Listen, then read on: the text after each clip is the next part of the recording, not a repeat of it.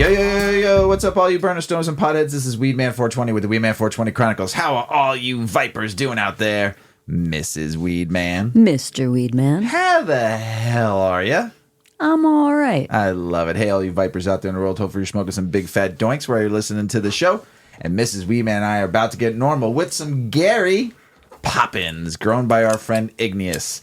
Thank you, Ignius, for throwing to the cause. Gary Poppins is an evenly balanced hybrid strain, 50-50 sativa indica, created through crossing the Gary, Peyton, and Red Runch strains. The lesser-known brother of the infamous nanny, Mary Poppins, Gary Poppins will take you on the adventure of a lifetime with just one delicious little toke. No singing required, Mrs. Weedman. The high will come rushing in as soon as you exhale, filling your mind with lifted senses of euphoria that wipes away any negative thinking or tensions. You'll be filled with the lightly weighty calm that weighs down the brain, allowing your creativity to run rampant as your thoughts fade into oblivion. Oh boy. A deeply relaxing body high accompanies the heady boost, keeping you locked down to reality. Combined with its super high, between 25 and 30% average THC levels, these effects make Gary Poppins a great choice to treat chronic pain, chronic stress, depression, and appetite loss, or nausea. This bud has a sweet and spicy lemon candy flavor with hints of fruity berries and a touch of earthy herbs. The aroma adds a punch of sharp diesel, intensifying the more that you toke. Gary Poppins buds have dense, grape-shaped emerald green nugs with deep purple undertones, lots of thin orange hairs, and tiny bright white crystal trichomes. The effects: calming, creative, euphoria, happy, relaxing, uplifting. Relieve symptoms of appetite loss, chronic pain, depression, nausea, and stress. Flavors are candy, cherry, citrus, herbal, lemon, sour, spicy, sweet. And the aromas are candy, cherry, diesel, earthy, fruity, herbal. You repeated spicy. yourself. No, aromas and flavors. That's the same. Oh, flavonoids. That's it. Flavorants. Esters. Jeez Louise. Everything, Mrs. Weedman, we have with this Gary Poppins. I tasted, believe it or not, and I was like, I taste pepper. Really? I did. Spicy. And then you said, it's got that. So I was proud of my taste buds for working today. There you go. You're out. I'm out. You're out. Because I talked too long. I better keep smoking. Mr. Weedman needs to get high. I wasn't out a second ago. Did I roll it too tight? Yeah. No? We'll That's get her good going then. again. Mr. Weedman didn't roll it by hand. I have a machine. Everybody, I'm fake. I'm a fake. I'm a fraud. But I have to tell you, if you struggle rolling joints, get yourself a little joint roller. That's what I do.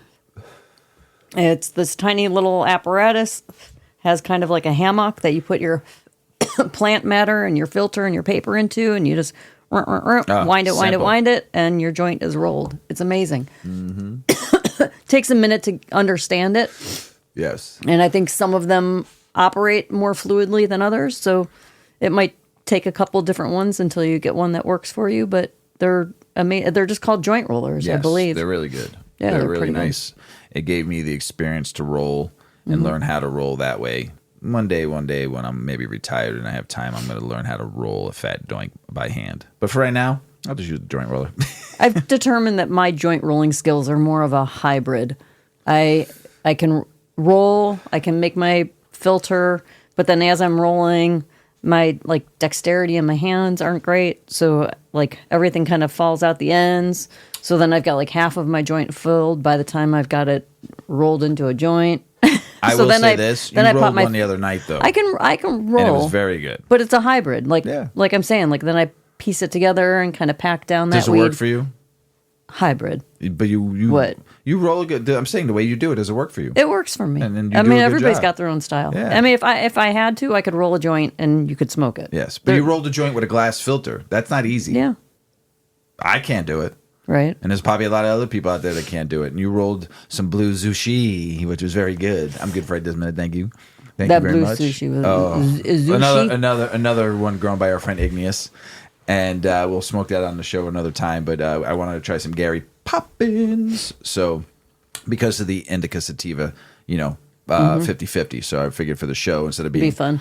Like we smoked Skywalker OG last night, grown by our friend Ignius, and that was euphoria heaven. Yeah. I haven't been that baked and that stoned in a hot minute. Let's just say. I mean, we had the giggles. Oh, we had a little bit of everything that went through that Yeah. strain, and it was just spectacular. And I'm a Skywalker. I haven't smoked Skywalker OG in a few years, and I'm a huge fan of that. Mm-hmm. And it's a heavy hitter, like 80% indica. And I tell you what, when I was walking up the stairs, I felt like it took me like 3 days. I was like, Yeah, we were like shuffle walking. But at the same time, you had this like energy. And then you said, and I experienced, like we both had trouble falling asleep. yes. But then, When so I it was didn't out? make us feel, but while we were watching TV, like you felt relaxed. Yes. But then couldn't fall asleep, fell asleep, and then it was like, I did not move. I don't Lights think out. either. I don't think we moved No, all I night long. I don't think so. If the house would have fucking fell down, I probably still wouldn't have Yeah. moved because I was like pretty great. I mean, I felt like a bazillion pounds was on me. It was great. What a great sleep. If you I had a remember chance- getting to bed and saying, did I just walk the way I think I walked? Yes. Like, my feet weren't moving. Yuki was trying to play with me, and I really did not have the movement to be able to Yeah. like wrestle and Just play couldn't with do her it. and stuff. Oh, it was just such Ignius. So far, the 3 strains we've smoked have been Nice work. nice work. Applause. Yes. You ever wonder what mummies smell like? No, because I think I always just assumed they would stink. They would stink, right? Right. They don't. I know. Isn't that bizarre? They have a pleasant smell. Now, I've seen Yeah. mummies like in a museum, you know, when they did the tour and stuff Yeah. like that. I saw, you know, But it's usually in glass, encased. Right. You can't and they're see it. wrapped and mummified, right? They're wrapped, and they usually have fragrance, frankincense, and myrrh, and Yeah. all kind So of now I stuff wanna- wrapped around them. I always just thought I wanted to be cremated. But now I'm like, if you could be buried that nicely, like myrrh, like oils, balms, That's what they do. oils, So they smell nice. plants. That just sounds so great. Yeah, but I still don't want to be buried in the dirt. No? No. You could put me in the middle of like a rainforest like that. And then you might as well just be one of those the ones you Yeah, can like be buried in a tree. the tree. Yeah. And then get mummified. Is that in real or is that just like an there's- AI I think ad? No. I think I've seen. It's real? Yeah, it's real. Do you think they So really? Do you think they really do it? Do you want me to bury Like, do you get I to can go just to like do a it for you if you graveside want. service and see the person put with the tree in the ground? Yeah. No, you don't. Yeah. I don't know. Sometimes I wonder about cremation too. It's like you get a little bit of someone else in there, No, not at all. They make Like- sure it's totally cleaned out. and it's not supposedly. like just like wood. No. Like, are you sure they? Like, how do you 100%. know? My dad was cremated, and we I transferred. know, but we didn't go and watch. Yeah, but we That transferred would be his. We horrible. transferred his ashes to his urn, and you saw bone, and you saw but that could everything. be. I don't mean to be disrespectful. I'm not. You just started talking about mummies. Now you got me going. I know. Baked. I know, but Really go baked. back to the mummy I'm really part baked. real quick, though. Yeah, back to mummies. Back to the Yeah, I mummies. think I want to be mummified. You want to be mummified? Why? Because you want to smell good while you're dead. Yeah, because it just sounds comfortable. Well, I'll be wrapped up in your arm and in an urn. Like How's to be that sound? wrapped in balms and branches and gauze, I and never- set into like a quiet, cool space that like sounds pretty nice. Sounds pretty nice. I mean, the mummies a are. forever I nap. mean, they're mummified, and their bodies don't decompose into bone, Right. Because It's they're bizarre. so right. They just found. Did I show you this? They just found these preserved body parts that are like 2,000 years old. They were preserved naturally. Like wherever they landed, something about the soil, the acidity of the soil was the perfect habitat for Really? these bodies to just naturally decompose. They didn't decompose. That's the strangest thing. Like out in the open, they didn't decompose. The earth like covered Crazy. them enough and took care of them. They literally still had their skin and they weren't mummified. nice. It was just the earth. Just get some of that soil. Isn't that crazy? Probably like Count They say Dracula's that can soil. happen in lakes. It's probably too. like Count Dracula's soil. You know, he has to live in his own soil to be able. Yeah, so he doesn't decompose. So he has to compost his poop to get the soil. I mean, where does he get it? Where? How did he create his own It's soil? from his own homeland, from Transylvania. Oh, He can't live Like without just his own anywhere? soil. No, Like- just his own soil. He has to live in it. it's got to be Transylvanian soil. That's what you're saying. Kind of like mummified. You're mummified. You got to live in the good life. Hey, next time we travel, Yeah. since I'm bald, Yeah. I have a great way how to sneak weed through customs. Yeah. A phenomenal way. Okay, tell me. So you have to do it right. You have to get me a cool toupee, right? We'll have to let the sides grow out a little bit, right? And then you have to Yeah. give me something. So what I want to do is get remember little dime bags? Mm-hmm. Remember? And I want to tape them to my Get scalp. out of here. You're talking about that And guy. then I want you to put a toupee over there. So when I go through customs, I can bring my own Ignius and Big Earl weed and all of our favorites with us, and just put them in like 20 little dime bags around my head. So we'll just. But you go through a scanner. You can't see it. It's not metal. Yeah. But they'd see like a weird object. They'd see little lumps all over your head. Well, listen. Yeah, I know. If this guy can travel across country Right. with a toupee filled with Cocaine. right? I want me some of that cocaine. He transferred through his toupee multiple times till he finally got caught. He had cocaine taped to his scalp, I and think then had I saw toupee a over it. video of that, them removing it. I wasn't listening to the story, but I think I saw a video of that.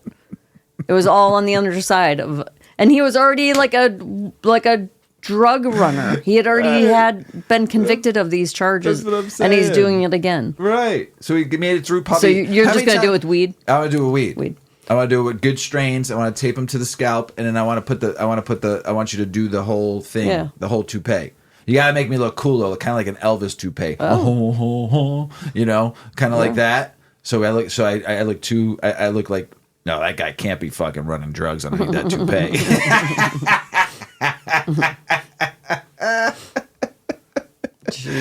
Imagine the guy getting caught though, like not thinking he's gonna get caught. Right. And all of a sudden he gets stopped, and they're like, "Excuse me, Well, excuse me." It was really that Your his toupee toupee is- was like all sideways. Like something's off about that. Does he realize Imagine- he looked like Pedro from Napoleon Dynamite? Oh god! Oh, I'm so hot. I'm so hot. Imagine if like the bag broke open, and he got a little white stuff, It's like like fucking crawling down It's his just face. and dandruff. shit. He says it's just dandruff. Don't mind me. Imagine if you were sitting on the plane, you start itching your fucking. Oh my God, and it starts falling pops out on all some over. guy's fucking lap, and the guy actually likes coke. And he's it's like a "Yo, party plane." Time to party. Everyone's all coked out But when they land. I'm serious. We should just try it one time and see if we pass. No, we shouldn't. We should do it in the United States first, and then see if I can walk through just as a joke. But it wouldn't be a joke at an airport. I'd be like, "Oh, there's the green box." We could do it with, There's like- the green box. I could just throw it in the green box. oh yeah. Always thinking. Yeah. And then I'll go back later and put my hand down there and grab it because I ain't You could wasting. do it. I ain't wasting. You have I fun ain't wasting- doing I that. ain't I'll wasting- be like 10 people behind you in line. We should just try it and film it and see if it works. No. You walk behind me. You don't even know who I am. I'll just You'll go get walk- arrested. I won't get arrested. I'll be like, oh fuck, I forgot. Oh, I this usually is for going to the concert. Yes, I gotta put this fucking in the green Totally box. forgot that I have a wig on my head and I'm a bald guy that doesn't wear a wig. Totally forgot. Totally forgot the And then wig you can was on stand my head. behind me with your Oh, camera. it could be in your ball cap. So when you take your ball cap off, No, the that'd hair fall. goes with it. No, we don't want the hair. We want no ball cap. We just want the toupee. We got to make it like the Elvis style. And I want you to walk behind me with the camera, just to film it, going through body security. camera? Yeah, just You're going through tricky. security. Just to just on your phone, but just hold it like you're looking at it and film me while I'm walking through security and see if I get caught with it. We should try it. It'd be really funny. I don't know. That's pretty risky, Mr. Weedman. I don't know if I could do that. You're asking You're not a going lot. to get in trouble. I'm the one. I know, They but won't then even you know I'm will. with you. They won't even know I'm with you. You go down, I go down. How? You got to get the We're lawyer. all in You got to get the this lawyer. together. You got to call our friend on the West Coast. Yeah. Help. Yeah. Help. Who do we need to call to get Mr. I Weedman know out who of we're prison? calling. Shitty. Yep, Help. that is his nickname, everybody. So it's our good friend Shitty. We'll be calling him. Help Mr. Weedman. Mr. Shitty, get him out Weedman's of in jail. trouble. That's what he does. That's what he does. He usually puts them away, though. Yes. Yeah. But he knows to treat people. He knows how to. Yeah. He knows how to it goes. maneuver. Oh my gosh. So I think we should try it as a joke and see Oh if my it works. gosh. Just to see if we can do it. Maybe try it not at an airport the first time. Somewhere else. Where else do you get scanned? Like a ball game. Yeah, we could try it there, but that's not fun. Oh, Gotta do it at the airport. that's crazy. Don't Slightly. just a little bit. A little bit. But but it's weed. as long as you don't bring it on the plane, you can just throw it in the green box. I'm like, oh, fuck. shoot. I Yeah. forgot to, yeah. Yes. Back to that whole forget you had the wig and then on. I'll just throw the whole wig in there. Totally I'll just forgot. throw the whole wig in there, the whole Totally thing. forgot I had a wig on. Oh, shit. All right, we're being silly, everybody. You want to hit that one more time? Oh, should we? No, if you're not ready, we'll wait till after this. We'll This wait a is minute. We're going to get the show started. You ready, Mrs. Weedman? I'm ready. Let's get the show started. So, this is a little bit of a long one for Mr. Weedman, all right? So just bear with me. I've been interested in many years since med days on how much a dispensary costs. Now, I've also talked to many people. I've also gotten to be friends with a lot of people that own dispensaries and gotten a little bit of information. But I wanted to dig in a little bit and find out, and this is just, it might not be 100% accurate. There's probably more cost. There's probably stuff I didn't put down. Let's just call this the basics, all right? So it could be spot on, or it could be off by a few $100,000. So let's just put it that way. But we talked about this particular article before deciding to put it on the show. Like, are our listeners really going to want to hear about the cost to open a dispensary? But we thought it would be relevant because we do talk about the business. We talk about the income. And all the numbers are so big, big, big. And a lot of people wonder why I don't have a dispensary closer to me. Why aren't there more of them? Why? But not everybody understands all of the dynamics. Right. So pointing out the cost is important. Yes. Then you understand why they're not popping up everywhere. It's like opening a McDonald's. Right. It's very expensive. Yeah, it is not cheap, especially the regulations and everything. So let's And you can't get loans from a bank. Right. Okay, so you need capital. You need investors. And investors are not investing right now. Right. It's tough. Yes, it's very tough. A lot of people here in Illinois couldn't get funding, and it sucks because there's a lot of licenses that aren't opened yet. You have to have a lot of working capital. Yes. So I'm very interested in this, and hopefully some of you that work in the dispensary industry that don't know the numbers now learn and what it costs. And if some of you that want to own your own dispensary one day, I would love to one day open up just a medical dispensary. And, you know, if you're just plain interested in what it costs and why your weed, it might be priced at this amount and it's expensive. So let's dive in. Opening a cannabis dispensary involves high startup costs, complex regulations, and ongoing expenses. Entrepreneurs face challenges like navigating legal framework, securing retail space, and investing in security. Costs can range from $150,000 to $2 million, with licensing fees up to $100,000. Entrepreneurs must also manage real estate, salaries, inventory, and marketing. Banking is difficult due to cannabis federal status, leading to reliance on private funding. Tax burdens like the IRS Code 280E prevents deductions for any expenses, adding to financial challenges. This guide kind of breaks it down a little bit, and what's associated with opening a dispensary in 2025. Helping prospective dispensary owners understand what it truly takes to enter this highly regulated and rapidly expanding industry. Licensing fees. Securing the appropriate license fee is critical and foundational steps in establishing a cannabis dispensary in the United States. The costs associated with license fees can vary dramatically across different states, reflecting diverse regulatory frameworks governing cannabis operations. Application fees. Just to apply. Most are non-refundable, and they range from as low as $100 up to towards $25,000, depending on the state and the type of license sought. For instance, Arizona's application fee for medical marijuana nonprofit dispensary license is $5,000 with a $1,000 refundable if the application is unsuccessful. That right there. Here, let's just take Kentucky. I mentioned this in a couple episodes ago. Just to apply, for almost 5,000 people applied for some sort of license. Not all dispensary, but like 4,000 people applied for dispensary. Okay, they raised $27 million in just fees. Non-refundable. The application fee, I already talked about that. Licensing fees. California annual licensing fees are determined by the license type and the size of the operation. For example, fees range from $1,205 for specialty cottage outdoor licenses to $77,905 for medium indoor licenses. Illinois, the place we live. For early approval adult use licenses, there is a non-refundable permit fee of $100,000, in addition to a cannabis business development fund fee, which is 5% of the total sales between July 1st, 2018 to July 1st of 2019, or $500,000, whichever is less. Man, they murdered you. Jeez. Fucking took that stake right to the heart on that one. Florida. The application fee for medical marijuana treatment center license is $60,830. Just for the application fee. And non-refundable. Non-refundable. And you might have to apply a number of times. Yes. And you get 60 grand, 60 grand, 60 grand. I knew back in when Illinois was going rec and there was people applying like 10 times for a recreational license in that beginning 2020. Shoo! Renewal fees. Don't forget. Got to not pay the man once, not pay the man twice, but pay the man three times. Maintaining a dispensary license requires adherence to renewal protocols, which often involve additional fees and compliance checks. California, the annual renewal fee ranging from $2,500 to $96,000 for retail licenses. What? Connecticut, cultivation licenses carry an annual renewal fee of $75,000. That's insane. Michigan, annual renewal fees are determined by the type of class of license held. Additional considerations. Beyond the standard fees, several other factors can influence the licensing process. Performance bonds.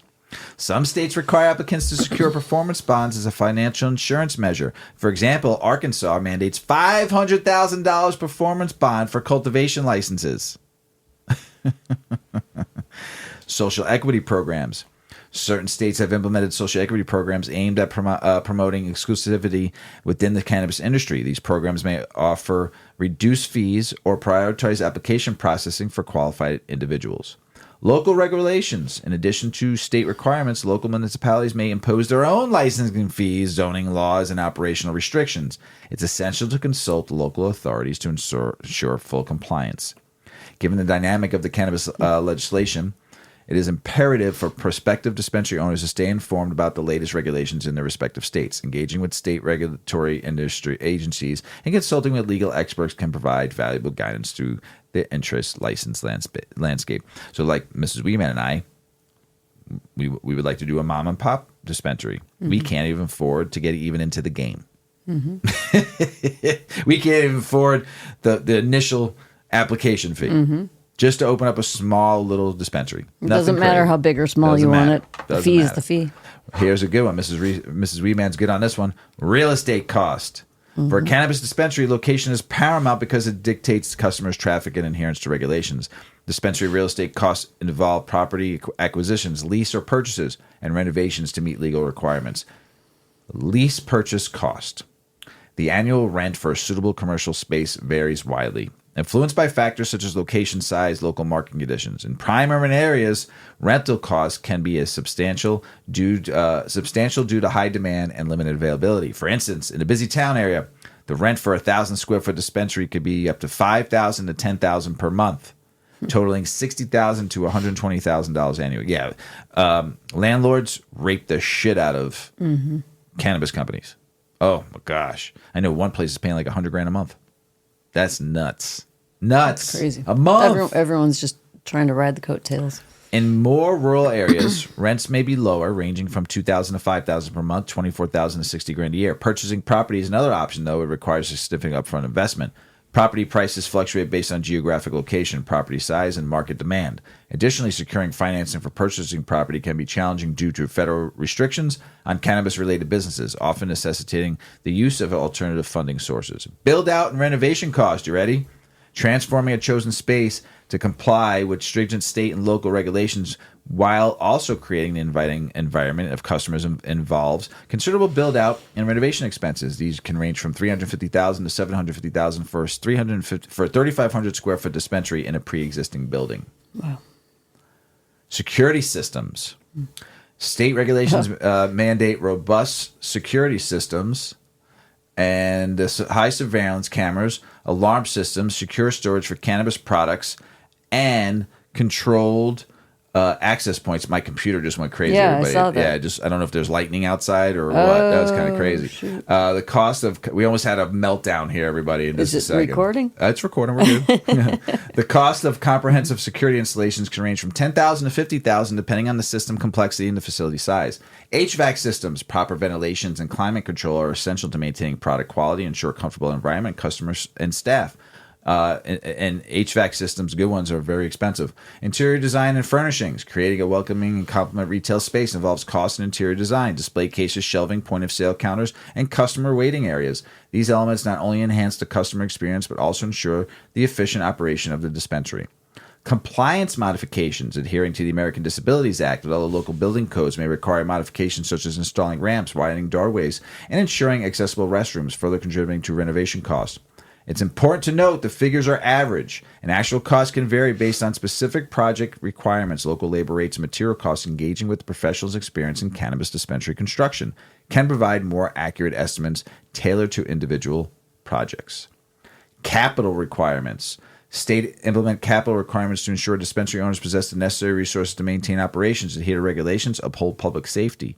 These financial prerequisites typically encompass proof of liquid assets in certain jurisdictions, the procurement of performance bonds, proof of funds. In Arizona, applicants must demonstrate access of $500,000 in liquid capital to qualify for a dispensary license. Just for a license. Just for a license. Michigan. The state requires proof of financial responsibility, including documentation of assets, to ensure applications can meet the financial demand of operating a dispensary. Illinois. Applicants are required to show proof of at least $400,000 in liquid assets to be eligible for a dispensary license. So I'm just realizing, I didn't realize this. You can't even buy a license if you're not qualified to open a dispensary. I thought you could just buy a license. Why couldn't you? And Need proof of funds. And, maybe it's going to take you now time to get your capital. Mm-hmm. Huh. You have to It's show. it's a requirement to serve as safeguard, ensuring businesses are financially equipped to navigate the complexities of the cannabis industry. These financial thresholds are designed to confirm the applicants possess the necessary capital to manage the expense associated with launching and operating a dispensary. Licensing fees, real estate costs, inventory procurement, and If they were really employee that salaries. worried about it, they shouldn't jack up the prices so much. Right. I mean, I understand build out is going to be expensive. Yeah. Security systems are ridiculous. Yeah. The extensive security involved is absolutely insane. Mm-hmm. Yeah. There's performance bonds. In addition to proof of funds, certain states require applicants to secure performance bonds as a condition of licensure. A performance bond acts as a financial guarantee, ensuring the dispensary will operate in compliance with state regulation and fulfill the obligation. Florida, the state mandates that medical marijuana treatment centers of applicants post a performance bond of $5 million guaranteed by a registered surety business to cover potential liabilities. $5 million. California, dispensary applicants are required to obtain a bond of $5,000 payable to the state as part of the licensing process. Massachusetts, the state requires $500,000 surety bond for dispensary applicants to ensure compliance with state regulations. They don't do this in the alcohol industry or the tobacco industry. Performance bonds serve multiple purposes. Regulatory compliance. They provide assurance to regulatory bodies that the dispensary will adhere to applicable laws and regulations. Financial protection. If an event of noncompliance or business failure, the bond can be used to cover fines, penalties, and other financial obligations, thereby protecting the state and consumers. Market integrity. By requiring performance bonds, states aim to promote responsible business practices and maintain the integrity of the cannabis market. It is important to note the specific requirements for proof of funds and performance bonds vary by state and are subject to change. Prospective dispensary owners should consult their state's regulatory agencies and seek professional guidance to ensure compliance with all financial prerequisites. Operational costs in running a cannabis dispensary. Now we're getting to the meat and potatoes. We gave you the nuts and bolts. Here's some meat and potatoes. Ready? Operating a cannabis dispensary involves managing a variety of ongoing expenses, which are essential for daily operations. Understanding the cost is crucial for maintaining profitability and ensuring compliance with state regulations. Staffing. A knowledgeable and customer-focused team is the backbone of any successful dispensary. Annual payroll expenses can vary significantly based on location, dispensary size, and competitive landscape. For instance, salaries for dispensary managers can range from $50,000 to $80,000 per year. While budtenders may earn $30,000 to $50,000 a year annually, collectively staffing costs, including benefits, can count for a substantial portion of operational costs. Labor cost is the killer of all businesses. Mm-hmm. If you have to have a certain labor cost, and if you go over that threshold, you are losing money. Labor cost. I came from the restaurant bar world, especially the restaurant world, which is like food cost and labor cost could be the death of your business. Labor cost in any industry can be the death of you staying open.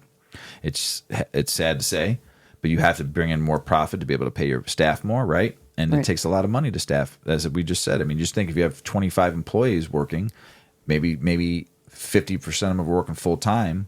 You know, you're paying 30, 40, 50,000 a month sometimes in labor cost. It's a lot of money. Investing as knowledgeable staff is crucial for compliance and customer satisfaction.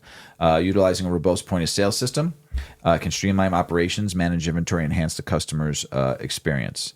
Inventory, maintaining the optimal inventory are vital to meet the customer's demand and ensure a diverse product offering. Initial inventory investments can range from $100,000 to $500,000 and some more. Some close to like $750,000 to $1 million, depending on where you're at, how big your store is, what kind of traffic you're going to get, you know, but 100 to 500,000, just say.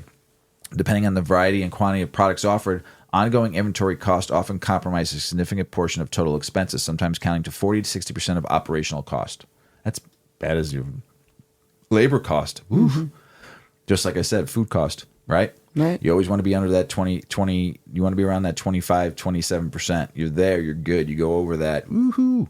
You know, security. Robust security measures are not only essential for compliance with state regulatory, but also safeguarding assets and ensuring safety in staff and customers. The initial investment in security systems, including surveillance cameras, alarm systems, and security storage, can range from $50,000 to $100,000. Additionally, annual maintenance and monitoring costs should be factored into the budget. Insurance. Comprehensive insurance coverage is essential to protect businesses against potential risk. Annual premiums can be based on coverage levels of the business size. For example, commercially liability insurance may cost from $10,000 to $15,000 annually, while product liability insurance can range from $8,000 to $12,000 per year. So right there is like $27,000 a year, just in two different insurances.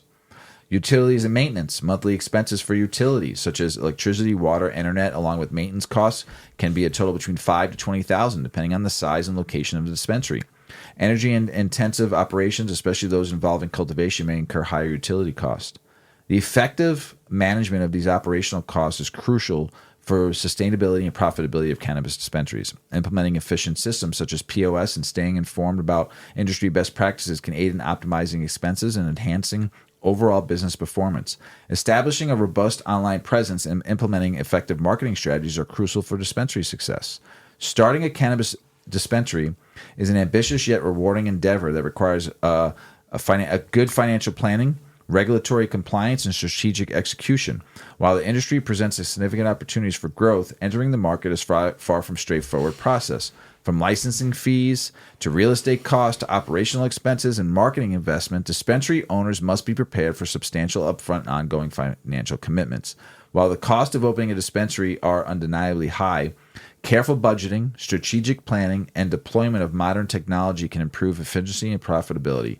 Entrepreneurs who take the time to fully understand and prepare for these financial obligations will be in much stronger position to not only open a dispensary, but sustain and grow into increasingly competitive market.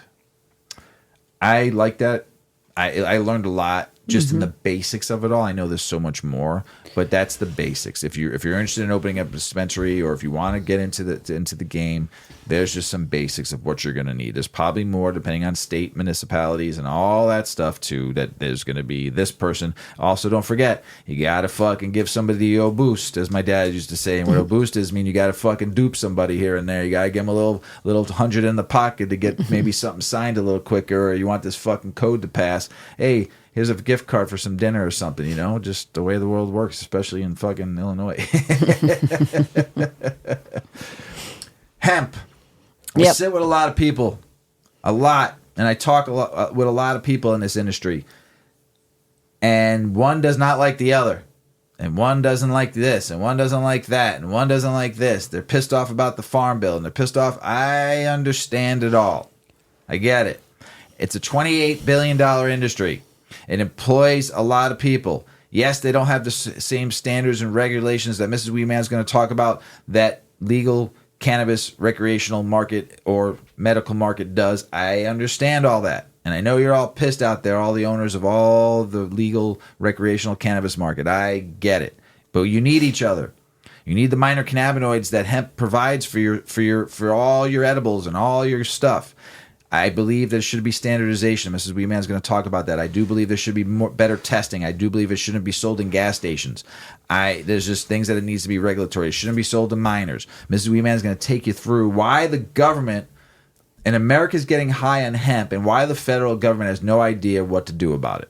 Yes. Tell us about it, Mrs. Weedman. So we've talked recently a couple of times about hemp versus weed, that it is this fight within the industry, but that really they need to be more working together and trying to get things to move forward, right? So this is a really good lowdown. It also is going to explain like what is hemp versus just regular standard THC and why is it so confusing, and because really it's a cluster and it's confusing everybody. So let's get on to it. Tell us about it. I'm really high. I'm really baked. Crossroads of the U.S. cannabis industry. High on hemp and not weed? Now what? The American landscape is changing, and not just politically or socially. A subtle but significant shift is occurring in the realm of cannabis consumption, driven by the rise of intoxicating hemp products. These products, often boasting psychoactive compounds like Delta-8 THC and other synthesized cannabinoids, got that? Synthesized cannabinoids, have flooded the market, offering a readily accessible alternative to traditional cannabis in states where it remains illegal or heavily restricted. However, this growing industry operates largely in a regulatory vacuum, raising serious questions about public health, consumer safety, and the potential for unintended consequences. The question, therefore, isn't just whether America can regulate intoxicating hemp products, but whether it must, right? The legal foundation for this current situation lies in the 2018 Farm Bill, a piece of legislation intended to revitalize the agricultural sector by legalizing the cultivation of hemp.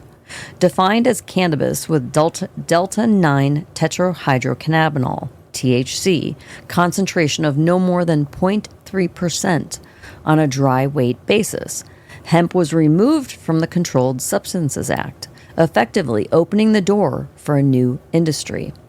So, same plant, just a lower percentage of THC. Okay?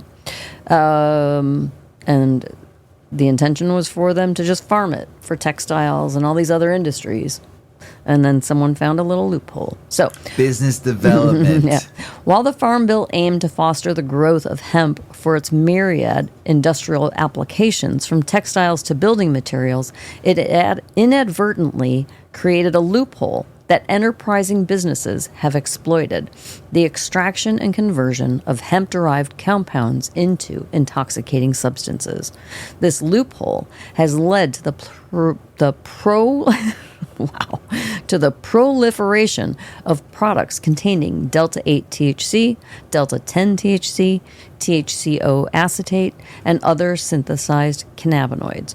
While these compounds may be derived from legal hemp, their intoxicating effects can be comparable to or even stronger than Delta-9 THC, the primary psychoactive component of traditional cannabis. The problem lies not in the simple existence of these compounds, but in the lack of consistent regulation governing their production, testing, and sale. Currently, because as you know, if you have gone into a dispensary, there is a lot of regulation, right? Maybe if you're still getting weed from your guy, maybe you're growing your own, you're getting it from a neighbor, whatever. You don't know where, if that's not tested, you just trust, right? You trust it's coming in good. But dispensaries are super regulated. And then you've got all this hemp running around in these stores and nobody even knows what it is, right? There's nothing, it's dangerous in some ways. Currently, the FDA has limited authority over hemp products. While they can issue warning letters to companies making unsubstantiated health claims or using unsafe manufacturing practices, they lack the power to effectively regulate the entire industry. This regulatory vacuum has resulted in a number of concerning consequences. So let's talk about them. First, there's a lack of quality control and testing. Many intoxicating hemp products are produced without rigorous quality control measures. This means consumers are often unaware of the actual potency of the product they're consuming, leading to unpredictable and potentially dangerous experiences.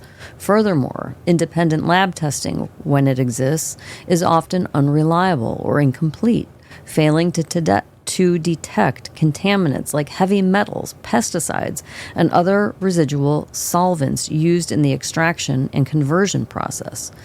This poses a significant health risk to the consumers, particularly for those with underlying medical conditions. And understand that if they're extracting, right, they're making cartridge, say a vape cartridge from hemp, and there's no testing being done. You have no idea what residual chemicals are in that vape that you're smoking in. It's one thing if it's just straight up flour. I mean, it could have pesticides, molds. Mm-hmm. It could have things, but that could be coming from your toxins. I guess my point being with that could also come from your guy.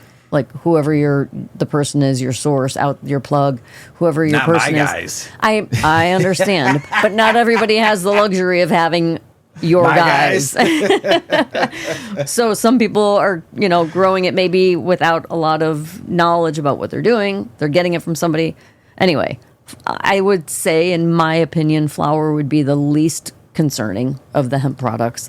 All those extracts would be really worrisome. Yeah. And because so many kids vape and things, and then they're ingesting this stuff, and it's like, this freaks me out. That's the mom in you. Yeah, that's just the granola in me. I just worry about everybody's health. Okay. Then we have misleading labeling and marketing. The absence of standardized labeling requirements allows companies to make misleading claims about their products' effects, ingredients, and safety.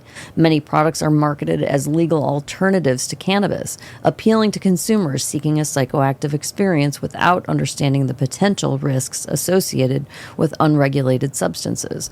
This is particularly concerning for young adults and teenagers who may be more vulnerable to deceptive marketing tactics. And then there's the issue with accessibility to minors, which we just kind of segued into. Because intoxicating hemp products are often sold online and in convenience stores, gas stations, and vape shops, they are readily accessible to minors. This is a major concern. While some states have implemented age restrictions on the sale of these products, enforcement is often lax, and online retailers can easily circumvent these regulations. There's also potential for adverse health effects. The long-term health effects of consuming synthesized cannabinoids are largely unknown. The lack of research on these compounds makes it difficult to assess the true extent of the risk and develop appropriate guidelines for safe consumption. And it's causing erosion of the legal cannabis market. In states where cannabis is legal, the unregulated sale of intoxicating hemp products can undermine the legal cannabis market. These products often are cheaper than regulated cannabis, tempting consumers to choose the unregulated option despite the potential risks. This not only reduces tax revenue for the state and local governments, but also threatens the viability of legal cannabis businesses, which are subject to stringent regulations and high taxes. Given these consequences, the argument for federal regulation of intoxicating hemp products becomes increasingly compelling. The need for a national framework stems from several key factors.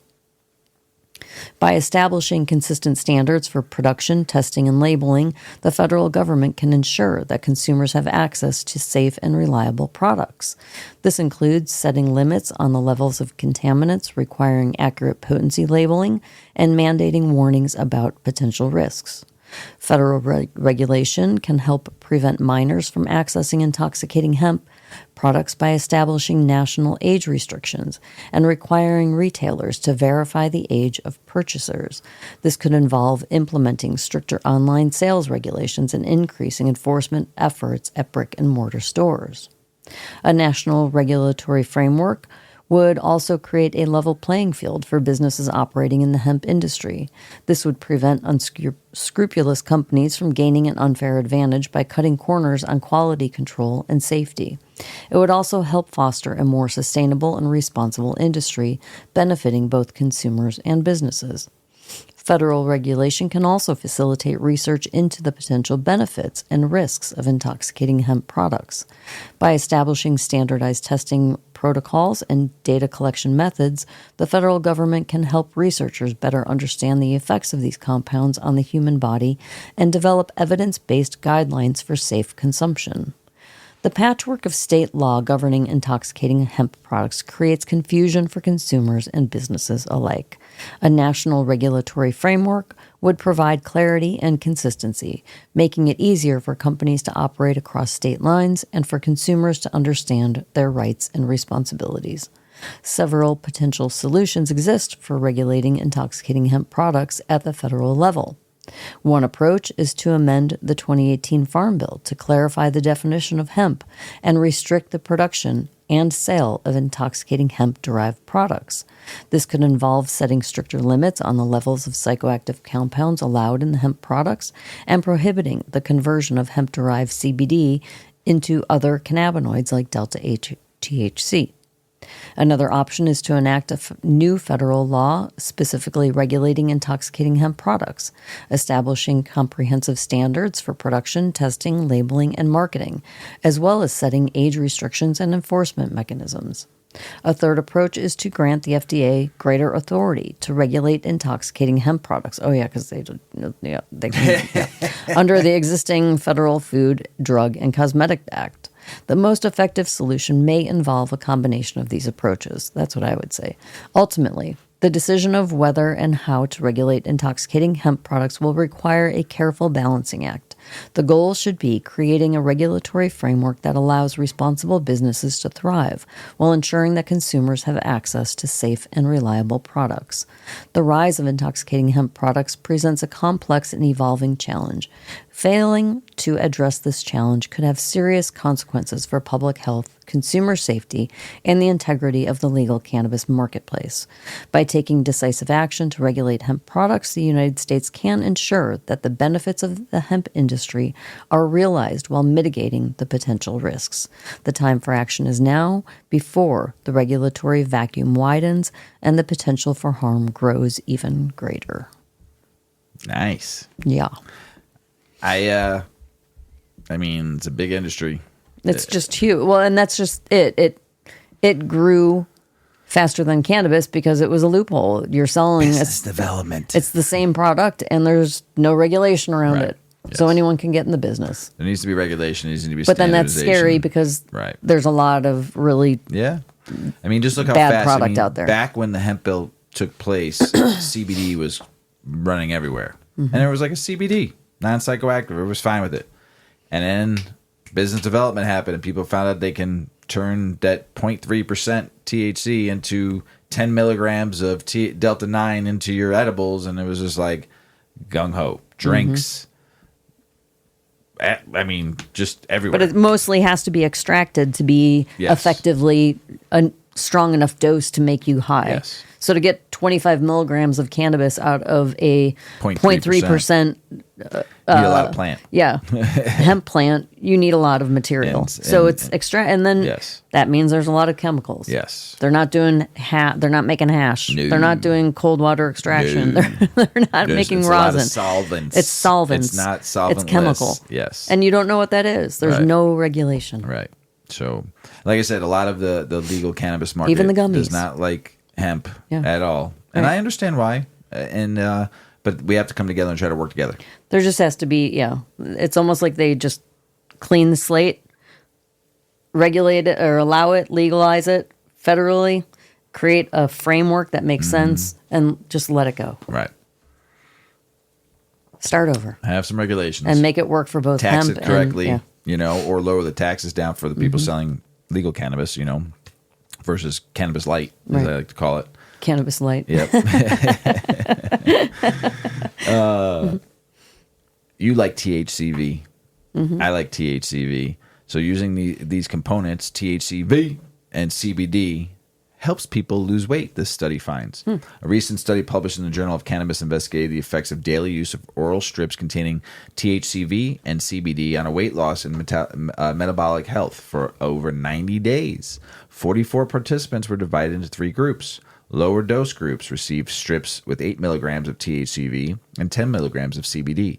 Higher dose group received strips of 16 milligrams of THCV and 20 milligrams of CBD. The placebo group received inactive strips. I don't like the placebo stuff. I feel bad. Oh man, I'm really high. No, we're not doing that shit. Participants, yeah, it was just sugar. Participants took one strip daily on an empty stomach without altering their diet or exercise routines. The results showed weight loss. 66.7% of the lower dose group lost an average of 5.7 pounds in 90 days. 70% of the higher dose group lost an average of 9 pounds in 90 days. That's substantial. Yeah, and the placebo group, because they thought they were taking something, lost basically almost a pound. Yeah. At least they didn't gain anything. All in the mind. I got munchies. I was so stoned. Abdominal girth reduction. 95.8% of the lower dose group and 70% of the higher dose group experienced a reduction. Man, maybe that might help my little muffin top I got over the holidays. Still having a little tough time losing that little muffin. The muffin man got me. Blood pressure and cholesterol. Both active groups showed decreases in systolic blood pressure, total cholesterol, and LDL cholesterol levels. The study concluded the daily use of THCV and CBD-infused oral strips was associated with significant weight loss and improvements in certain metabolic markers. Notably, the higher dose group exhibited more pronounced effects. However, the study's small sample size suggests that further research is needed to confirm these findings. I'm hoping they find more because I like THCV a lot. It also wakes you up. It also wakes the mind up a little bit too. It also gives you a little pep in your step. Got some go, you know. Creativity too. Yeah, it's good stuff. Bloom and Thrive. Mindfulness, seasonal renewal, and how cannabis can elevate your growth. With springtime, it's time of renewal, right? We're coming into spring, right? Yeah. Tell us about it, Ms. Weedman. It's another granola story. Your favorite. Is that offensive to call someone a granola mom? Are you a granola mom? Yeah, I'm a edgy granola mom. You make granola bars too, so I'm really just a hippie with like a city outside. Like my two personalities are hippie and city. There you go. Something like that. I don't even know what I'm talking about. Anyway, bloom and thrive. Let's get to the article. Okay. When the seasons shift, they bring more than just weather changes. They bring an opportunity to realign, reset, and grow. Whether it's the budding optimism of spring or the cozy reflection of autumn, each season offers a unique invitation for personal growth. The key to unlocking that growth, mindfulness, and renewal. And for those who embrace cannabis as part of their wellness journey, it can be an incredible tool to enhance both. Think about how nature adapts. Trees shed leaves in fall, animals hibernate in winter, flowers bloom in spring, and everything basks in the heat of summer. What if we approached our lives with the same intentional adaptation? The changing seasons are a reminder to pause and take stock of where we are and where we're headed. Hang on, I need to take a hit. Oh, you got it. Got that last one. Yeah, hold on. Not really. Whoa. Yeah. Okay, good luck. Bye-bye. Bye, Felicia. No, it's out. No, Mr. Weedman, sorry. That's all right. Studies show, incorporating mindfulness practices like meditation and journaling can help us tune into these natural rhythms. Studies show that mindfulness reduces stress, boosts mood, and improves overall well-being. For instance, as winter shifts into spring, take time to reflect on what you want to grow in your life. Are there old habits you need to shed, like autumn leaves? Are there new opportunities ready to bloom? Cannabis can amplify mindfulness and help us embrace changing seasons with intention. For centuries, people have used cannabis for relaxation, introspection, and even spiritual practices.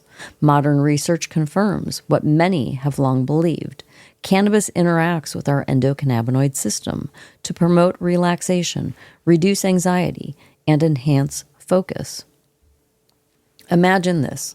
You've had a long day, and spring's soft evening light filters through your windows.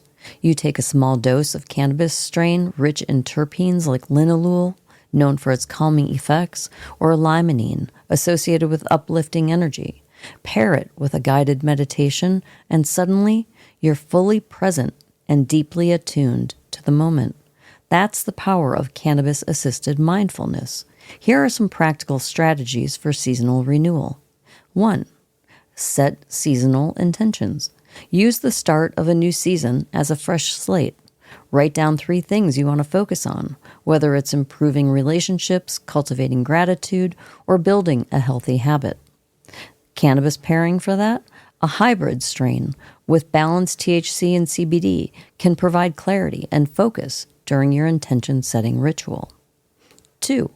Engage in nature. It's the ultimate teacher of mindfulness. Take a walk in the crisp autumn air or meditate under a blooming cherry tree in spring. Cannabis pairing for that? A light sativa can heighten your senses and help you connect more deeply with the natural world. 3. Prioritize rest and reflection. Just as winter invites hibernation, allow yourself time to rest, reflect on your personal growth, and recharge. Cannabis pairing for that? An indica strain with sedative properties can help you unwind and embrace stillness. 4. Experiment with creativity. Seasonal transitions can spark creativity. Try painting the golden hues of autumn or writing a poem about summer's vibrancy. Cannabis pairing for that? A creativity-enhancing strain with pinene or limonene can unlock your inner artist. Seasons may change, and with it, the opportunity for growth is ever present. By practicing mindfulness and embracing renewal, we can align ourselves with nature's cycles and become more intentional in our lives. And for those who enjoy cannabis, it can be partner in their journey of self-discovery. Next time the wind shifts or the leaves turn, take a deep breath, light a candle, or maybe a joint, and ask yourself, how can I grow with the seasons? It's the time of the season for loving. Oh. pretty good. But yeah, I won't try. We'll just leave it at that. That was not great. Yeah. Music was not my You got a nice profession. voice. Medical marijuana is safe and effective treatment for pain and sleep issues in older people, the study shows. A recent study has found that medical marijuana is safe and effective treatment for pain and sleep issues in older adults. Over a 6-month period, participants experienced significant improvements in pain, sleep, and quality of life. Nice. With 45% reporting clinically meaningful enhancements in pain interference and sleep quality, nearly half of those taking other medications reduced their use by the study's end. Importantly, no serious side effects were reported and less than 5% experiencing adverse effects such as nausea or feeling too high. Good study. Mm-hmm. Good study. Let's get more studies going on. Let's get that research back going on again. Mm-hmm. Get some money going into cannabis research. Let's get everything that needs to be done this year or next year or within the next, I don't know, before I'm dead. We talk a lot about edibles. We love edibles. Mrs. Weedman makes really good edibles. We like our gummies. We like our chocolates. We like everything. I like a good gummy. And I like cannabis in my food. I like when we make different butters and we add it and, like especially sauteed onions. Oh, my God. And then put that on your with food. With olive oil, like infused olive oil. You've made it with butter or before, butter, too. Infused butter. So good. Or coconut oil. We love our edibles. We are an edible house. You ever want some edibles? Come by. We got them. Come get edibled out with us. But what happens to your body when you eat edibles? Yeah. We've talked about this. We've talked about more research. The effects of an edible can last up to 12 times longer than inhaling cannabis. Tell us about it, Ms. Weedman. Yeah, this is important because I think people just don't realize how long they stay in your body. But the effects of an edible can last up to 12 times longer than inhaling cannabis. Mm-hmm. That's a long time. So this is written by a registered dietitian, writer, nutrition consultant, and food wellness blogger. So comes with some professional weight. With 24 states and counting legalizing cannabis for recreational and medicinal use as of January 2025, edible cannabis is gaining popularity as a discreet and long-lasting way to experience the drug. Edibles can come in a variety of forms, from brownies and cakes to chocolate bars, gummies, mints, and even cannabis-infused beverages, which have made a popular and appealing option for those who consume. Instead of being absorbed directly into the bloodstream via smoking, edibles must pass through the digestive system and travel to the liver for metabolism, explains Janice Newell Bisex.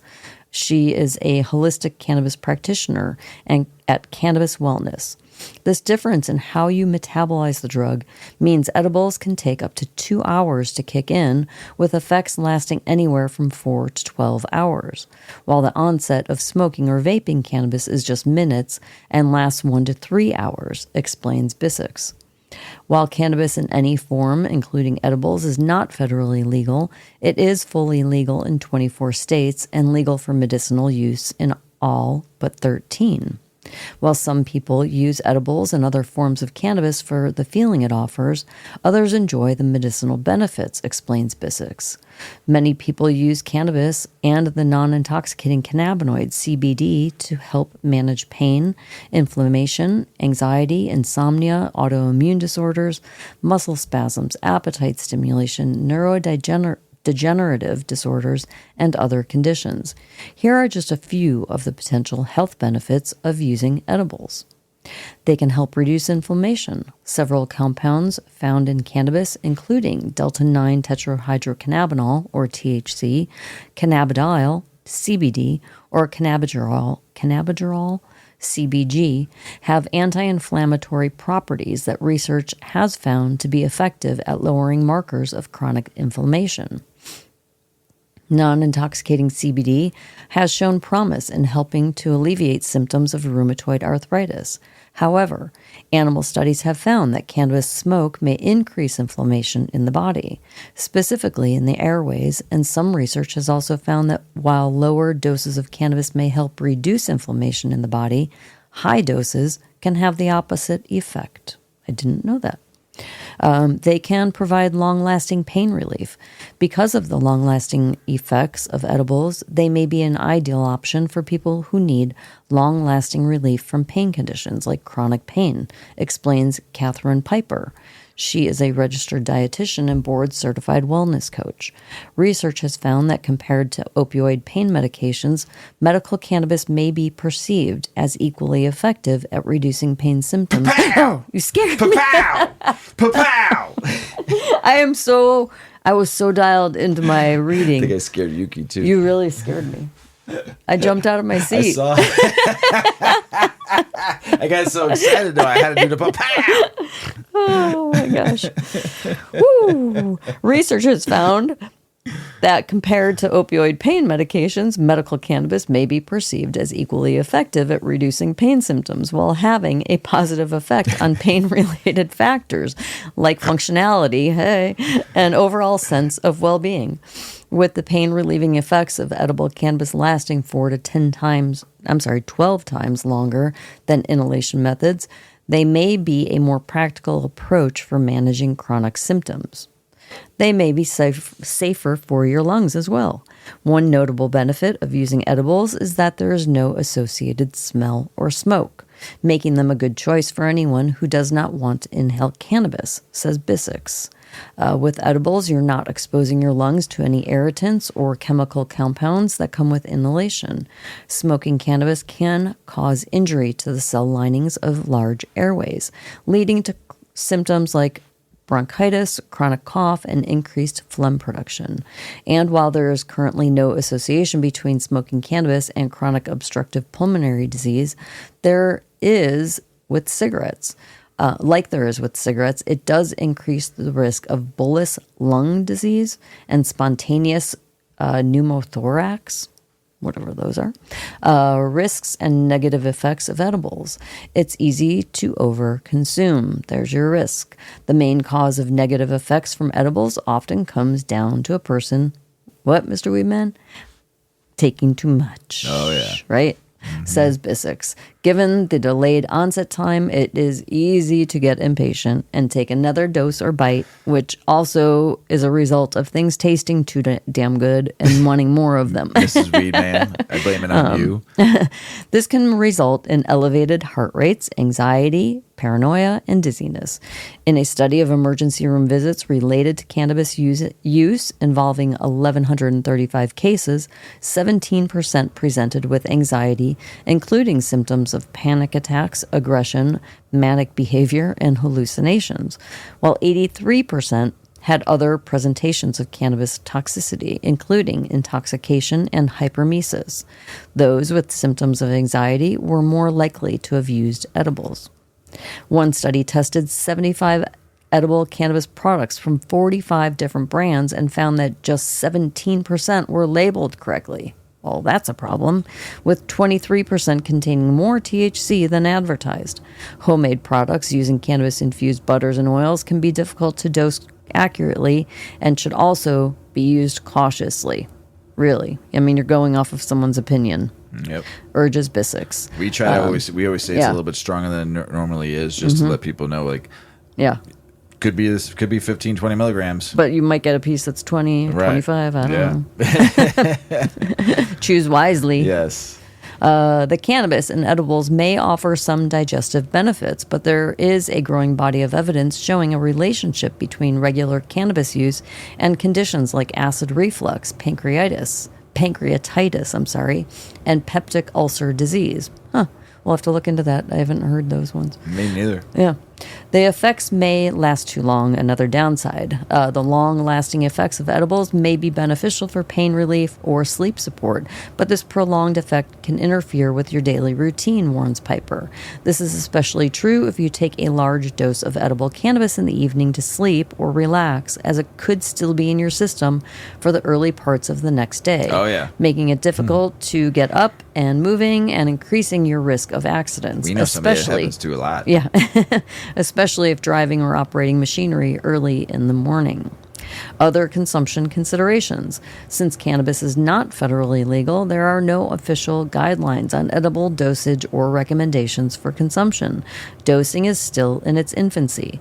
Things like the low-risk cannabis use guidelines can help to examine current research and provide recommendations that emphasize moderation with cannabis use.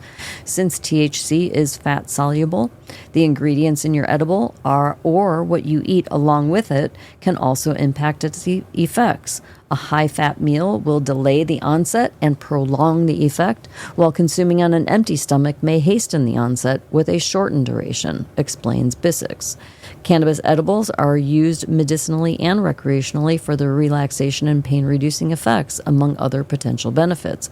But taking edibles can come with undesired effects as well. But most bad experiences with edibles can be attributed to taking too much. So, what do we always say? Start low. And take it slow. There it is, right there. I'm going to say something real quick before we go into political state and business news about edibles. A lot of people are taking edibles now, or just starting to get into the edible taking. Very inexperienced. People in the dispensary world, people in the hemp world, because you can sell edibles. You have to educate. You have to start telling people the dosage method of what their choice, especially if they're newbies. And here's the thing. If you're on medication and you can't remember to take your pill or not, what do? Don't take your pill. Right? Mm-hmm. Because you could double dose and fuck yourself up. Mm-hmm. If you use cannabis as a medication, like 80% of us do, for sleep, pain, listen to Mr. and Mrs. Weedman, and if you listen to our show, share this with people. Share this episode. We've done almost 250 episodes, and we've talked about edibles on a lot of shows. Mm-hmm. Okay? Trust me when I tell you, get them to listen to a show about edibles and let them hear what can and can't happen to the... And I mean, there's more hospital visits now with cannabis because of edibles. Mm-hmm. All right? And people don't understand what 5 milligrams mean when it comes to the cannabis world. They're like, oh, I can take it. Not if you're not used to it. Don't panic, though. If you're out there and you took edibles and you took too much, first things first, don't panic. You're not going to die. You're going to feel like shit. You're going to get paranoid. You're going to feel dizzy. You might vomit, but you're not going to die. It is when you get too high, especially on, I think, an edible, because it lasts so much longer. That peak lasts so much longer than smoking does. I can understand, like, if you've never had weed, you don't know what you're experiencing. Yeah, of course. And I understand why people might take themselves to an emergency room, but really it will pass. Yeah, you're going to hate it for a minute. You may have a moment where you're like, I might, we'll still get that if you get way too, like, am I breathing? But now we laugh about it because we know what the feeling is. Oh my God. Well, feels like I'm not even breathing right now. Am I alive? I can't get off the couch. Yeah, But seriously, though, you have to understand is, like, listen, I just heard a horror story, too. Somebody, like, didn't know dosage, didn't know milligrams, and ate the whole thing. They freaked out.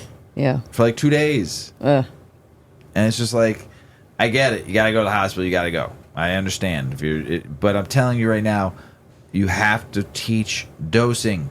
You have to teach people how to use this. It's new to a lot of people. Mm-hmm. A lot. And we have to do better as educating people on usage and dosage. We need to get better. Someone walking into a dispensary their first time and saying, "Oh, I've used cannabis 20 years ago," and the butler's, "What do you want?" "Oh, I want a bag of edibles. I want to go to sleep. Here you go." And if the person doesn't ask, like, how much should I take, or what? How do these work? The bartender doesn't know, and they go home and they're like, "Oh, all right, I'm just gonna pop 2 of these in. That's 20 milli." Right. Oof. And if you don't know the effects, that might fuck you up. Might not, but you just gotta, read before you do edibles. Listen to the podcast. There's plenty of podcasts out there to talk about edibles too. We're not the only ones. So just learn. Yes. All right? Remind me to remind you or tell you about the thing I just created in my brain. Perfect. You need to write it down? No. Okay, good. I got it. Before we get started with political, state, and business news, don't forget to check out 8decades.com for all your cannabis accessory needs. Check out 8decades.com for the greatest smoke set on the planet. 16-gauge stainless steel, curved on the edges so you don't lose your weed, with our awesome tool set and our 3-piece ashtray, windlass ashtray. Check out 8decades.com for clothing. Mr. and Mrs. Weedman, 8 Decades gear, Weedman gear. Check out our steamroller. It's amazing. Our hemp grinder. It's wonderful. Our jars, our 8 Decades mirror and glass jars. Check out 8decades.com. By you supporting a small business, you keep this fucking show going each and every day. So support 8decades.com. Free shipping to new first-time buyers. You selling houses or are you selling weed accessories? Both. It's a house that you get to build it on. Thank you. Keep this show going, everybody. 8decades.com. All right. Illinois hits highest January cannabis sales since legalization. The Illinois Department of Financial and Professional Regulation announced recreational cannabis sales totals as of January 2025. After setting a new annual sales total in 2024, Illinois kicked off 2025 with the highest January sales total since legalization. January sales totals reach $140 million, surpassing January 2024 totals by more than $6 million. Good for you, Illinois. Committee advances bill to ban vehicle searches based on smell of cannabis. An Illinois Senate committee advanced a bill last Tuesday that would strictly limit police ability to search vehicle after smelling cannabis. The Senate Criminal Law Committee voted 73 to advance the Senate Bill 42, which would eliminate the requirements that cannabis could be transported into vehicles in an odor-proof container. It would also prohibit police from searching a vehicle based on the odor of burnt raw cannabis if the occupants are at least 21 years old. Hell yeah, man. Fucking smoking weed down the street. Let's go. Just kidding. Dozens of New Jersey marijuana business. I have a lot of news about Jersey right now. There's like probably 2 or 3 more articles I could have fit in here, but it's just too much Jersey. Too much Jersey. Why so much happening in Jersey? There's so much fucking happening in Jersey. The place I was born. Dozens of New Jersey marijuana businesses push to legalize home cultivation despite resistance from governor and legislative leaders. Dozens of small marijuana businesses and advocacy groups in New Jersey are urging the state to legislative to legalize home cultivation of cannabis for adults. The push comes from despite oppositions from Governor Phil Murphy and legislative leaders who expressed concerns that allowing home cultivation could undermine the state's legal cannabis market. As legislative sessions progress, the future of home cultivation in New Jersey remains uncertain, and with ongoing debates among policymakers, industry stakeholders, and the public. New Jersey state-run Cannabis Training Academy has now enrolled more than 1,000 students. Good for you. The CTA training has enrolled more than 1,000 students, which is designed to support cannabis entrepreneurs interested in entering the legal marijuana industry. Illinois should take some of that $460 million and do that in all the junior colleges. Yeah. All the junior colleges for free. They should offer for free. It should just be paid by the taxpayer. Schools shouldn't get no money paid through the $460 million. Do something good with the money for us, for the community. New Jersey governor proposes marijuana tax hike. Another governor. New Jersey Governor Phil Murphy wants to hike a special tax on cannabis from $2.50 to $15 an ounce to fund social services and violence intervention programs with tens of millions of dollars in new revenue. The tax, known as the Social Equity Excise Fee, is paid by cannabis cultivators. The money goes to dedicated fund for social equity programs and investing in communities hurt by marijuana prohibition. That I agree upon. But you don't need to go from $2.50 to $15. Yeah. And another portion is allocated to programs to divert youth from cannabis. As of August 2024, the tax has brought in more than $6 million at $2. It went from actually it was $1 something, $1 something to $2.50. Now they want to. Huge. That's a fucking big one. So you're already making $6 million. So which is all setting unspent. It's all sitting unspent too. Okay, even worse. According to the Cannabis Agency, the money must be allocated by the legislator and governor under the state's cannabis legalization law. That money will end up missing one day. Under Murphy's proposal, this bill would bring in $70 million in revenue. Just sit there. You're already making $6 million. You ain't doing nothing with it. $6 million is a lot of money. Man. Jersey, again, ready?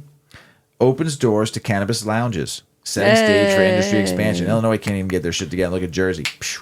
New Jersey launches licensing process for cannabis consumption lounges in 2025, with New Jersey legal cannabis sales exceeding $1 billion in 2024.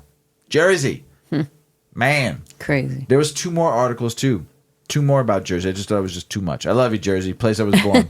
Place I was born. New York governor wants to let police use marijuana odor as a reasonable cause that the driver is impaired. So, Illinois, kicking off that law, can't do the smell. Governor Hochul, governor, has proposed budget provisions in New York that would permit police officers to use the smell of marijuana as probable cause to administer drug test. 2 drivers suspected of impairment. The proposal seeks to amend the existing Marijuana and Taxation Act, MRTA, which currently prohibits use of cannabis odor as a basis for probable cause. The proposal has faced significant opposition. Yeah. Felicia A. B. Reed, how you doing, Felicia? Acting Executive Director of the Office of Cannabis Management, OCM, stated that this would undermine the basic tenets of the MRTA and Decriminalization Assembly of Major Leader. Crystal People-Stokes, who played a key role in crafting the MRTA, expressed concerns that the proposal would have unintended consequences and potentially recriminalize the plant. Wrong way. Bills to legalize decriminalize cannabis in Indiana failed to move forward. Of course. Despite a record amount of marijuana bills filed by both Republicans and Democrats this legislative session, all efforts to legalize and decriminalize weed failed. Weeks after the Republican-led coalition Safe and Regulated Indiana pushed for meaningful marijuana reform, the main bill they pushed for died. According to the LSA fiscal analysis, the bill could have brought up to $200 million in new revenue in Indiana in 2026. $200 million. Minnesota lawmakers, cities, and businesses raise alarm over states pending marijuana contracts with tribal nations. The Minnesota state government is negotiating cannabis compacts with tribal nations, aiming to allow tribal enterprises to operate both on and off their reservations. These agreements would grant tribes significant control over the state's cannabis market, including the ability to establish retail stores and cultivate cannabis products off reservations. However, this initiative has raised concerns among lawmakers, local governments, and businesses. Critics argue that the proposed compact could exempt tribal stores from local regulations such as registration requirements, inspections, and collections of sales tax as the state's 10% cannabis tax. Senator Zach Duckworth voiced apprehensions that these exemptions might place non-tribal businesses at comprehensive disadvantages. The situation has sparked broader debate about the balance between respecting tribal sovereignty and ensuring fair competition and regulatory oversight within the state's cannabis industry. As negotiations continue, stakeholders await further development to address these concerns.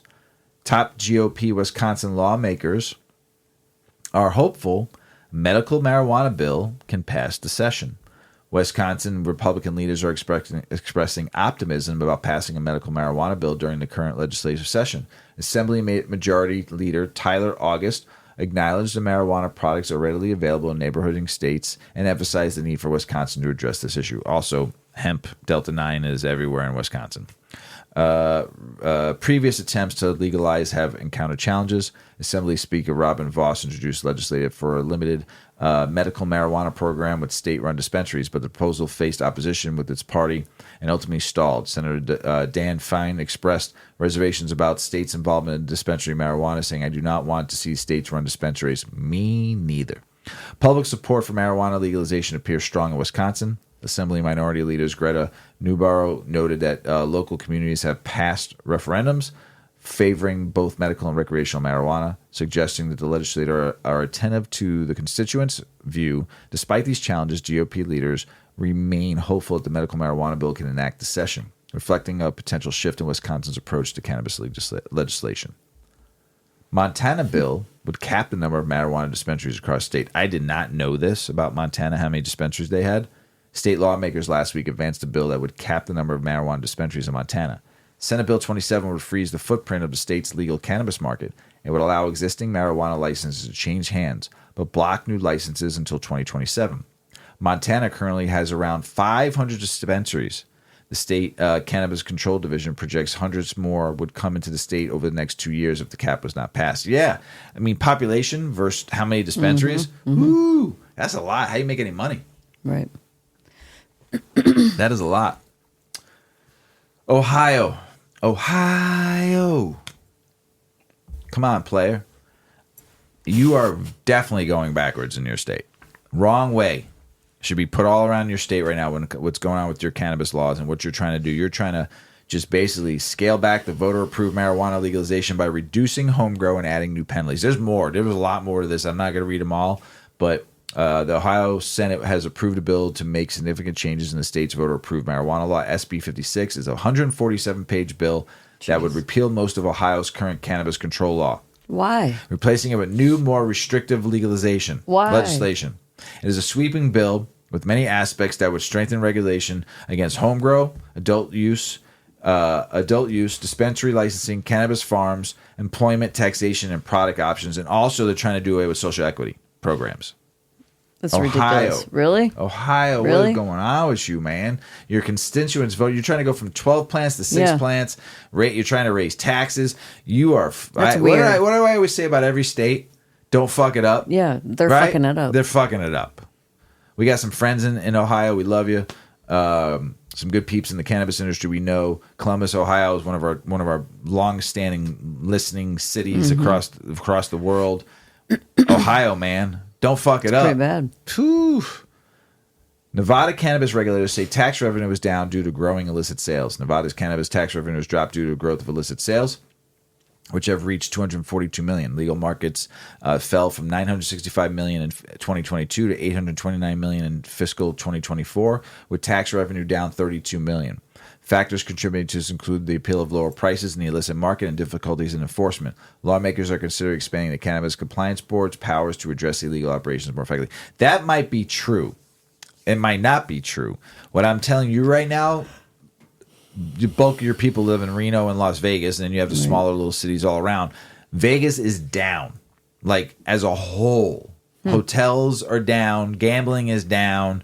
People are just traveling and living so differently. Just families going there or individual conferences are still happening. That I'm not taking away. But there's your normal tourist destination. You're charging $27 for a drink. I ain't coming to Vegas unless it's a corporate thing and my corporation's paying for it. I'm not going there $27. Who do you think you are charging $27 for a drink? Your cannabis sales are down because you're just outrageously priced probably, and people aren't coming to your stores. So you have to deal with just conferences and people that live in that state. You're down because your tourist areas are down. No one wants to spend that kind of money. You used to be back in the day. Vegas was great. You can get cheap hotels. Oh, because it used to be cheap. Yeah, good food cheap. Yeah. Drinks were cheap. People wanted you to gamble. Mm-hmm. And they didn't care how much the lodging. It was all about the gambling. Now it's like shows are off the roof. I mean, it's just crazy how expensive. When I was there in December for MJ BizCon, I was like, this is ridiculous. I went to fucking Starbucks and paid $13 for a fucking coffee. I was like, who the fuck do you think you are? Mm-hmm. I will never come back here again. I don't need to unless I'm going there for a conference. You know, it's just, I love the people of Nevada. I've got some friends out there. It's great. But just what you're doing to your industry, you're just destroying it for people, working class people, to be able to afford to go there. Mm-hmm. It's like Disney World now. Right. Disney back in the day was great. You can go there and buy a ticket for fucking $25 and go right to 3 parks. Now it's like fucking, it's like $32 for a sandwich. It's like a college education to go to Disney with your family. People have spent like $10,000 to go for like a week. I'm like, ugh, no, thank you. So, California State Fair will again feature on-site marijuana sales and consumption with new award categories for blunts, hash, and chocolates. Alabama State University becomes the HBCU to offer a cannabis education program. Can't get weed sold yet. Can't get those suppositories, Alabama. But boy, oh boy, we got Alabama State University is the first HBCU to offer a cannabis education program featuring 5 online certifications created in partnership with Green Flower. The programs cover cannabis healthcare, agriculture, business, compliance, and product development.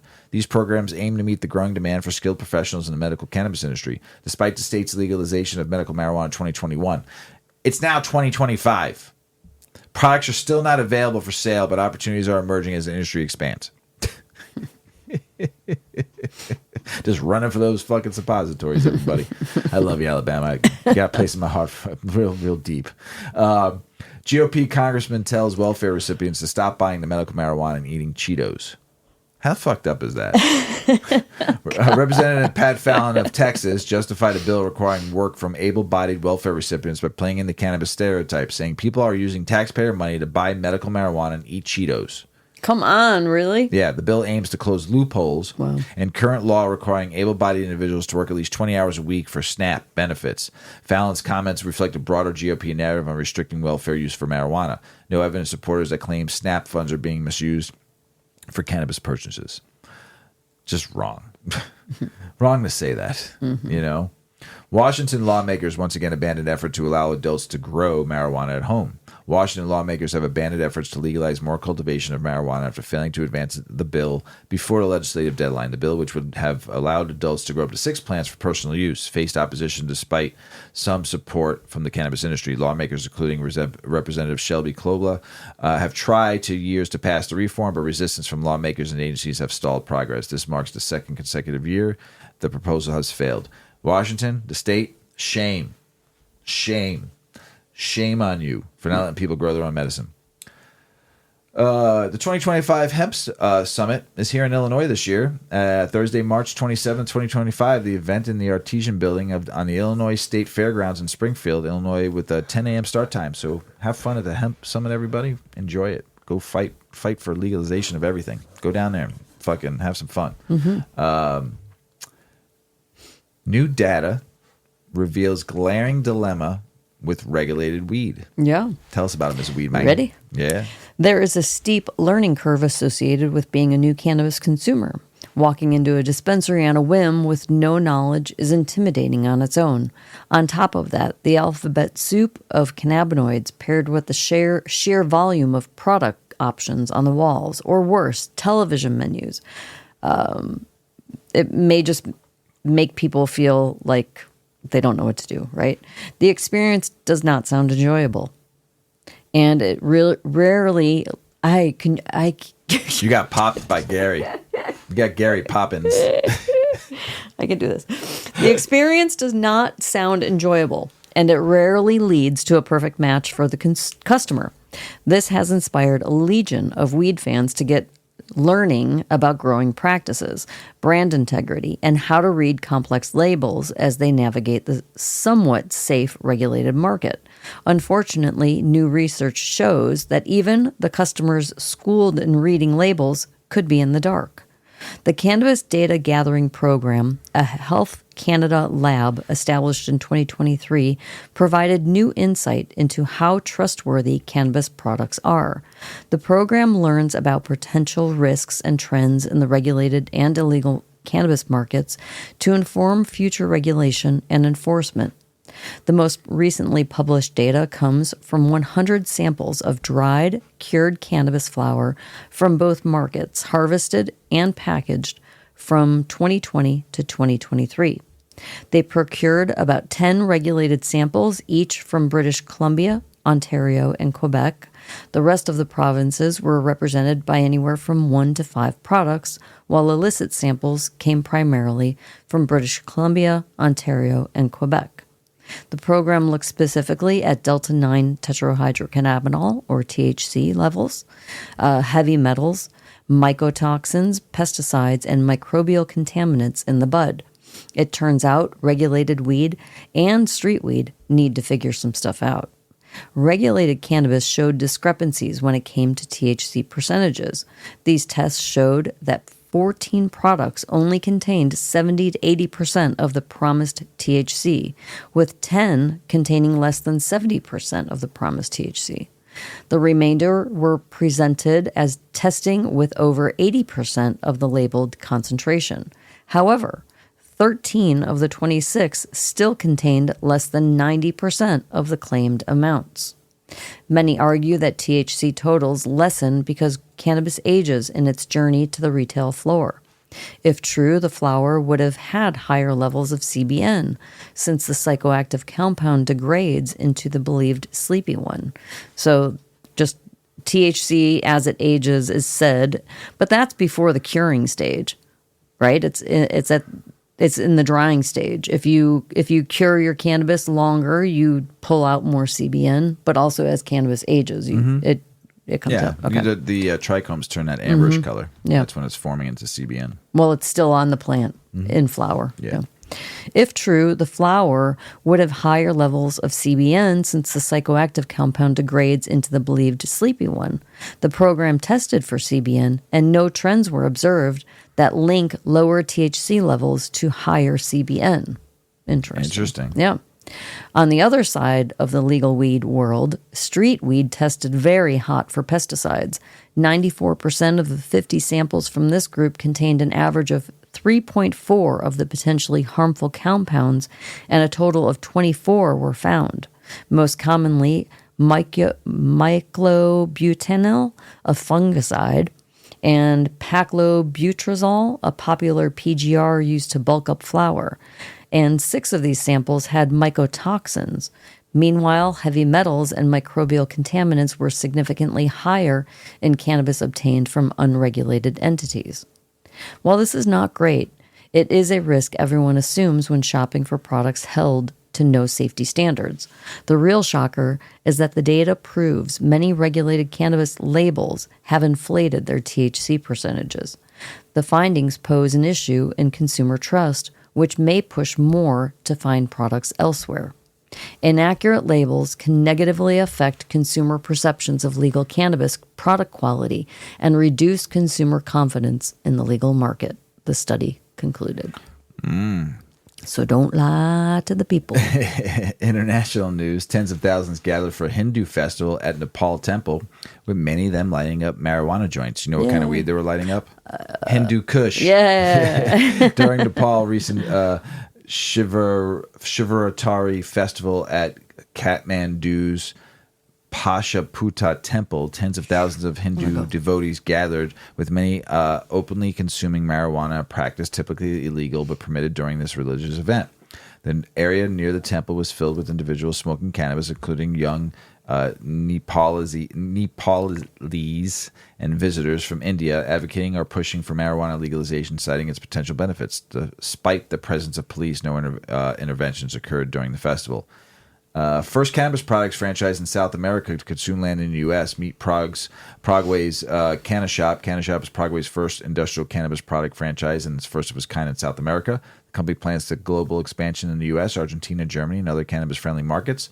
CEO Maria Jose Rey highlights strong female leadership and innovation as the key drivers to success.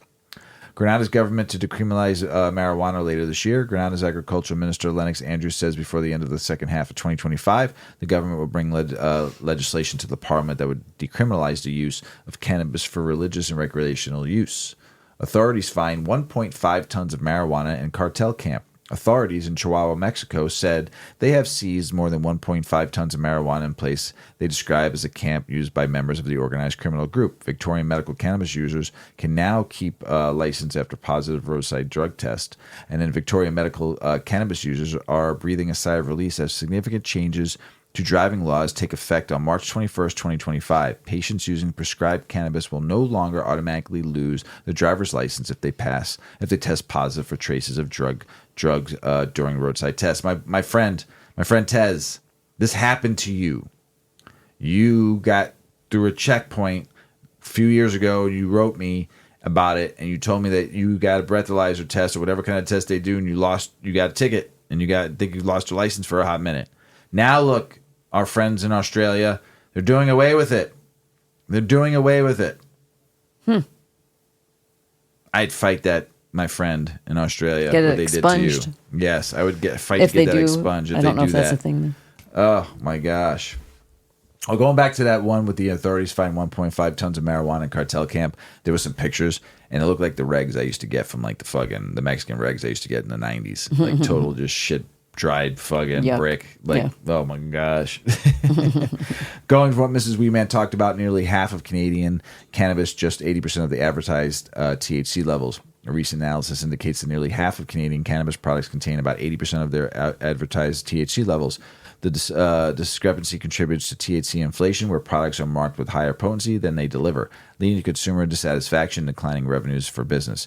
Addresses the issue. Some Canadian cannabis producers are advocating for more accurate testing methods and transparent labeling to align consumer expectation with adult product potency. Gandalf, not Gandalf the Grey or Gandalf the White, Gandalf, accused of selling illegal medical cannabis in New Zealand, outrage over targeting of one of New Zealand's alleged green fairies who provide cheaper medicinal cannabis without prescription. Paul Smith, widely known as Gandalf the Green Fairy, is facing legal charges in New Zealand for cultivating and distributing medical cannabis without proper authorization. At 66, Smith has been providing affordable cannabis products to individuals with chronic pain, anxiety, and other health issues, often serving those unable to afford access to legal prescriptions. Despite the legalization of medical cannabis in New Zealand since 2020, patients still encounter barriers such as high costs and social stigma. Smith's supporters argue that his actions addressed these challenges, offering a compassionate alternative to the legal market. A response to his arrest, over 50 protesters gathered outside the district courthouse, expressing support for Smith and advocating for policy reforms towards harm reduction approach. Green Party co-leader Chloe Schwarbrick criticized the police raid as a misuse of public resources and called for evidence-based drug policies. Smith has pleaded not guilty to the charges of cultivating cannabis, dealing cannabis, and possessing cannabis for supply. He has elected to trial by jury, with the case review scheduled for April 29th. All right. Gandalf the Green Fairy. Man, out in New Zealand, everybody out there, man, you need to show up at that courthouse and make sure if you got weed from him, it needs to be like 500 protesters staying out front going, free Gandalf the Green. Free Gandalf the Green. Free Gandalf the Green Fairy. We love you. Green Fairy. Bring us more weed. Something. Maybe if I had the money to fly out to New Zealand, I'd hold my sign. Free Gandalf the Green Fairy in my costume. It would be amazing. Everybody, free Gandalf the Green Fairy. He's a homie. I love it. I love it. In memoriam, salute to the skunk man. Yep. Every cannabis breeder operating over the past 40 years owes a debt of gratitude to who? The skunk man. The skunk man, yes. The cannabis community is mourning the loss of yet another of its great icons, breeder and entrepreneur David Watson, better known as Sam the Skunk Man, who passed into the great beyond on Monday, January 27th at the age of 76. Watson, also known as Skunk Man Sam, Sam Selesny, or Sadhu Sam, was, by most accounts, the most influential cannabis breeder in history. Starting out in Santa Cruz County in the early 1970s, he began collecting, cataloging, and crossing cannabis cultivars from around the globe, eventually creating several classic strains, including as his nickname suggests, the legendary skunk number 1, whose genetic fingerprints can be found within many of the popular varieties enjoyed today. Watson shared the unique genetics he'd procured and produced with the public through the seed company he founded, Sacred Seeds, America's first commercial seed bank. Then, in 1984, he brought around 250,000 seeds to Amsterdam, where, under the new name of Cultivator's Choice, he sold his genetics including skunk number 1, Afghan number 1, Durban Poison, Hindu Kush, and the original Haze, to all of the Dutch growers, who then used them to help create the iconic strains and seed companies we know today. It's not overstating things to say that every cannabis breeder operating over the past 40 years owes a debt of gratitude to the skunk man. Beyond breeding, Watson made numerous other groundbreaking contributions to cannabis culture and science. In the late 1980s, he published the first pamphlet explaining how to make water hash and is credited with coining the phrase, "If it doesn't bubble, it ain't worth the trouble." He later went on to co-host the infamous Legends of Hashish dinner party and competition held in Amsterdam each November during the Cannabis Cup with his lifelong friend, botanist Robert Connell Clark, and Marcus Bubbleman Richardson. He and Clark also co-founded the International Hemp Association, as well as the genetics company Hortilab and Hortifarm, the world's first privately funded pharmaceutical cannabinoid research company. Regarded by many as a kind-hearted curmudgeon, Watson was almost universally beloved by growers around the world.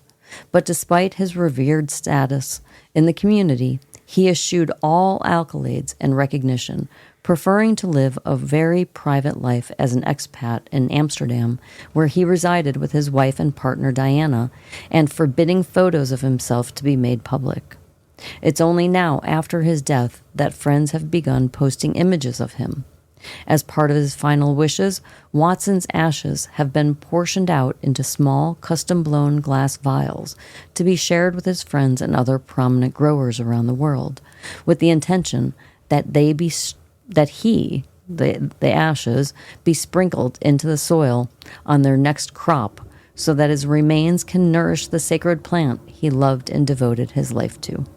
So rest easy, Skunk Man, in the knowledge that your legendary legacy will live on for many generations to come. The Skunk Man. Pretty cool. Yeah. He created some pretty amazing strains that we still get to try today and smoke today. Yeah. So, which is amazing. So, Mr. Weedman. Mr. Weedman. That's the end of the show. Yeah. Got anything else to say? Well, have a great week, everybody.